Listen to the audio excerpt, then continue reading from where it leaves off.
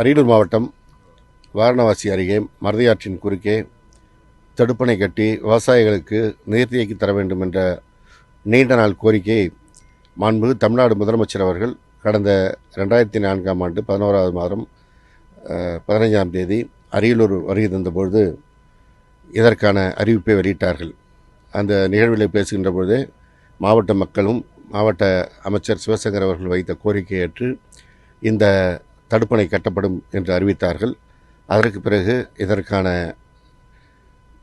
Estimate தயார் செய்யப்பட்டு 24,30,00,000 ரூபாய் அளவிலே கட்டுவதற்கு நிர்வாக அனுமதி பெறப்பட்டது. அதற்கான ஜிஓ 11/4/2025 அன்று வெளியிடப்பட்டது.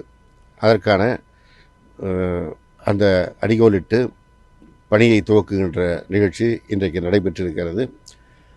பெரம்பலூர் மாவட்டத்தில் உற்பத்தியாகிற மருதையாறு அரியலூர் மாவட்டம் வழியாக செல்கிறது. எனவே கிட்டத்தட்ட பச்சைமலையில் உற்பத்தியாகி இங்கே வருகின்ற பொழுது இடையிலே பல காட்டாறுகளும் சேர்ந்து பெருமளவிலே மழைக்காலங்களில் வெள்ளப்பெருக்கெடுத்து ஓடுகின்ற அந்த தண்ணீரை தேக்குவதன் மூலம் இந்த சுற்றுவட்டாரத்தில் இருக்கின்ற 400 ஏக்கர் நிலப்பரப்பு நீர் வசதியை பாசனத்திற்காக பெறுகின்ற வாய்ப்பு கிடைக்கும். அதேபோல் இந்த சுற்றி அமைந்திருக்கின்ற 69 கிணறுகளுடைய நீர்மட்டம் உயரும். 1 கிலோமீட்டர் சுற்றளவிற்கு நீர்மட்டம் உயர்கின்ற பொழுது இந்த பகுதியில் இருக்கின்ற ஆழ்குழாய் கிணறுகளில் நீர்மட்டம் உயர்ந்து விவசாயிகளுக்கு பெரும் உறுதுணையாக இருக்கும்.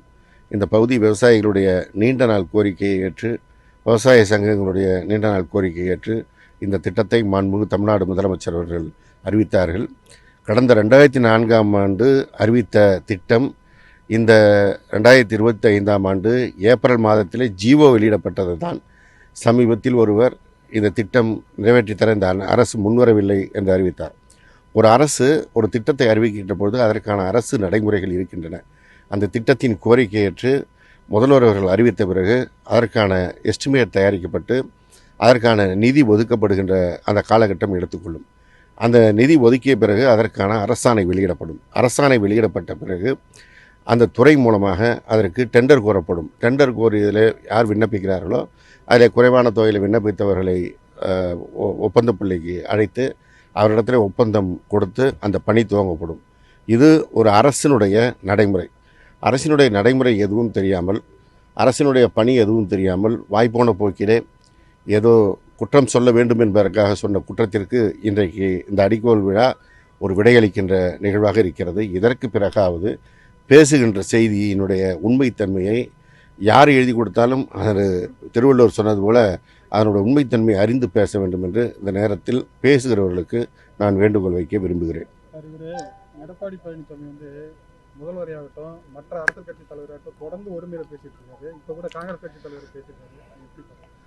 அவருடைய தரம் அவ்வளவுதான்.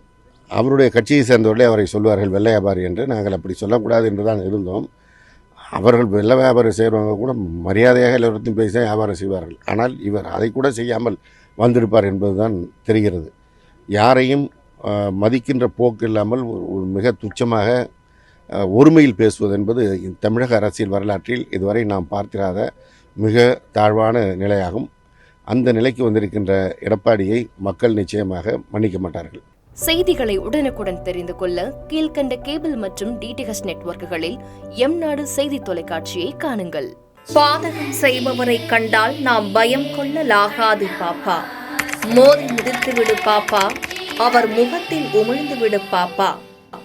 அண்மை செய்திகளை உடனுக்குடன் தெரிந்து கொள்ள இணைந்திருங்கள் எம்நாடு தொலைக்காட்சியுடன்.